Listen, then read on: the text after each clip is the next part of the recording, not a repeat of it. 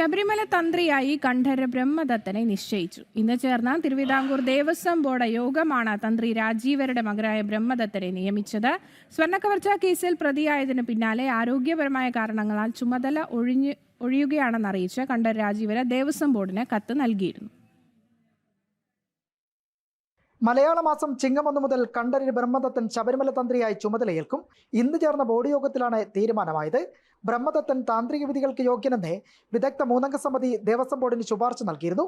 ബോർഡിന്റെ തീരുമാനം ഹൈക്കോടതി അറിയിക്കും. തിങ്കളാഴ്ച ഹൈക്കോടതിയിലെ ശബരിമല ബെഞ്ച് വിഷയം പരിഗണിക്കുമ്പോൾ പുതിയ പേരിന് അംഗീകാരം നൽകും. താഴമൺ കുടുംബത്തിലെ കണ്ഠരര് ബ്രഹ്മദത്തനെ തന്ത്രിയായി നിയമിക്കാൻ ഇന്ന് ബോർഡ് തീരുമാനിച്ചു. അദ്ദേഹം ഇതിനു മുമ്പ് അവിടെ തന്ത്രിയായിട്ട് അച്ഛൻ്റെ കൂടെ ആണെങ്കിൽ വന്നിട്ടുണ്ട്. സ്വതന്ത്രമായിട്ട് 1-2 മാസങ്ങളിൽ വന്നിട്ടുണ്ട്. ഏറ്റുമാനൂർ ക്ഷേത്രത്തിലെ തന്ത്രിയാണ്. അതുകൊണ്ട് അവിടെ അദ്ദേഹത്തിനെ നിയമിക്കാൻ ഞങ്ങൾക്ക് പ്രത്യേകിച്ച് തടസ്സമൊന്നുമില്ല. അറിയിക്കണം, തിങ്കളാഴ്ച കോടതി അറിയിക്കണം എന്നാണ് അറിയിക്കും. അക്കീരമൺ കാളിദാസ ഭട്ടതിരി, കുഴിക്കാട് അഗ്നിശർമ്മൻ വാസുദേവൻ ഭട്ടതിരി, കടിയക്കോൾ സുബ്രഹ്മണ്യൻ നമ്പൂതിരി എന്നിവർ ചേർന്ന 3-അംഗ സമിതിയാണ് ബ്രഹ്മദത്തൻ ശബരിമല തന്ത്രിയാകാൻ യോഗ്യനെന്ന് കണ്ടെത്തിയത്. ശബരിമല സ്വർണ്ണക്കവർച്ചയിൽ പ്രതിയേർത്തതിന് പിന്നാലെയാണ് തന്ത്രിസ്ഥാനം ഒഴിയാൻ കണ്ഠരര് രാജീവരെ കത്ത് നൽകിയത്. ജനം, തിരുവനന്തപുരം.